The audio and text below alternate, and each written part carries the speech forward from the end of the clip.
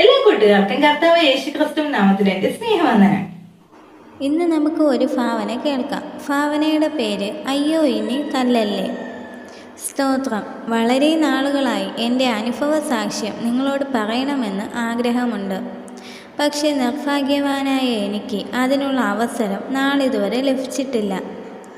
നിങ്ങളുടെ ഒക്കെ സാക്ഷ്യം കേൾക്കുമ്പോൾ എനിക്കും ആവേശമുണ്ടാകാറുണ്ട്. പക്ഷേ പറയുവാനുള്ള അവസരം നിങ്ങൾ തന്നിട്ടില്ല. കാര്യം ഇതൊക്കെ പറഞ്ഞാലും ഞാൻ ഇതുവരെ ഒരു സഭായോഗവും മുടക്കിയിട്ടില്ല. ഞാൻ പങ്കെടുക്കാത്ത ഒരു കൂട്ടായ്മയുമില്ല.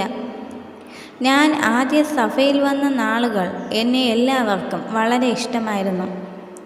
പക്ഷേ ഇന്ന് ആർക്കും എന്നെ അത്ര വലിയ കാര്യമൊന്നുമില്ല. മറ്റു പുതിയ പലരും ഇന്ന് വന്നിട്ടുണ്ട്.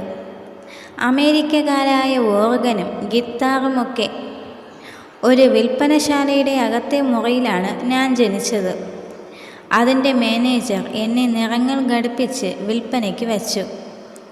അങ്ങനെ ഒരു ദിവസം ഒരു കർത്താവിൻ്റെ ദാസൻ വന്നു എന്നെ വില പറഞ്ഞു മേടിച്ചു. എൻ്റെ പള്ളയ്ക്ക് 2 തല്ലും തന്നു. പെർഫ്യൂമിൻ്റെ മണമുള്ള നോട്ടും എണ്ണിക്കൊടുത്ത് എന്നെ വാങ്ങി. അങ്ങനെയാണ് ഞാനൊരു പെന്തക്കോസ്റ്റുകാരനായത്. എൻ്റെ കുടുംബത്തിൽപ്പെട്ട അനേകരിന്ന് വിദേശത്തുണ്ട്. ഞങ്ങളുടെ കുടുംബക്കാർ മിക്ക പേരും ജന്മമെടുത്തത് കുമ്പനാടാണ്. കാര്യമായ കയറ്റുമതി ഇല്ലെങ്കിലും കുമ്പനാടിന് വിദേശ നാണയം കൊടുക്കുന്നതിൽ ഞങ്ങൾക്ക് ഗണ്യമായ പങ്കുണ്ട്. എൻ്റെ കുടുംബത്തിൽപ്പെട്ട ഭൂരിഭാഗം പേരും പെന്തക്കോസ്റ്റുകാരാണ്. ചിലരൊക്കെയുള്ളൂ സമുദായക്കാർ. പെന്തക്കോസ്റ്റുകാരുടെ യോഗത്തിൽ ഞാനുണ്ടെങ്കിലേ ഉണർവുണ്ടാകൂ. കേരളത്തിലെ പെന്തക്കോസ്റ്റ് പ്രസ്ഥാനക്കാരുടെ ആരംഭം മുതൽ ഞങ്ങൾക്ക് പെന്തക്കോസ്റ്റ് യോഗങ്ങളിൽ ഗണ്യമായ പങ്കുണ്ട്. യോഗം തുടങ്ങുന്നതിന് മുൻപ് എൻ്റെ പള്ളയ്ക്ക് 4-5 അടിയും അടിക്കും. വേദന സഹിക്കാനാവാതെ വരുമ്പോൾ ഞാൻ അയ്യോ അയ്യോ എന്ന് കരയും. അത് കേട്ടാണ് വിശ്വാസികൾ പലരും യോഗത്തിനായി എത്തുന്നത്. പാട്ട് തുടങ്ങുമ്പോഴും അവർ എന്നെ താളത്തിനനുസരിച്ച് മർദ്ദിക്കും. അതോടെ പാട്ടിന് സ്പീഡ് കൂടും. എൻ്റെ പള്ളയ്ക്കുള്ള തല്ലും പാട്ടും ക്ലൈമാക്സിലെത്തുമ്പോൾ ജനം ചലിക്കാൻ തുടങ്ങും. അപ്പോഴേക്കും എന്നെ തല്ലുന്ന വിദ്വാൻമാർ എന്തോ മുൻവൈരാഗ്യം തീർക്കാൻ എന്ന പോലെ സർവശക്തിയും സംഭരിച്ച് എന്നെ തല്ലും. അപ്പോൾ ജനം എനിക്കറിയാത്ത ഭാഷയിൽ എന്തോ സംസാരിക്കും. എന്നാൽ ഞാനില്ലെങ്കിൽ ചിലർക്ക് അന്യഭാഷയില്ല. ഒരു ദൈവദാസൻ ഞങ്ങളുടെ പാസ്റ്ററോട് പറയുന്നത് ഞാൻ കേട്ടു, ഞങ്ങളില്ലെങ്കിൽ ഉണർവില്ലെന്ന്. എനിക്കതിൽ അഭിമാനം തോന്നുന്നു. പക്ഷെ പെന്തക്കോസ്റ്റ് നാളിൽ മർക്കോസിൻ്റെ മാളിക മുറിയിൽ ഞാനില്ലാതെ പോയല്ലോ എന്ന് ഓർക്കുമ്പോൾ അമിതമായ ദുഃഖമുണ്ട്.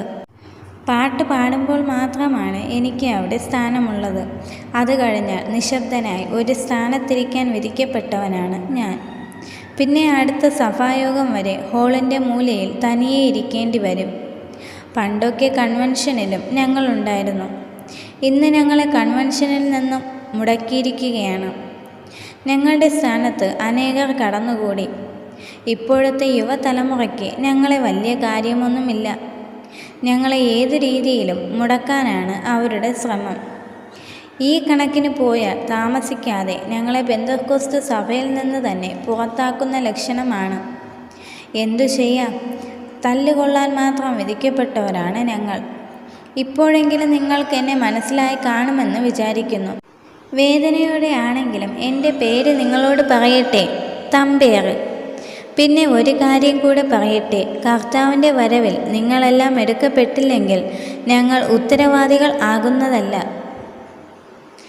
അപ്പോൾ ഈ ഒരു ഭാവന എല്ലാ കൂട്ടുകാർക്കും ഇഷ്ടമായെന്ന് വിശ്വസിക്കുന്നു. ദൈവം നിങ്ങളെ എല്ലാവരും ധാരാളമായി അനുഗ്രഹിക്കട്ടെ. ആമേൻ.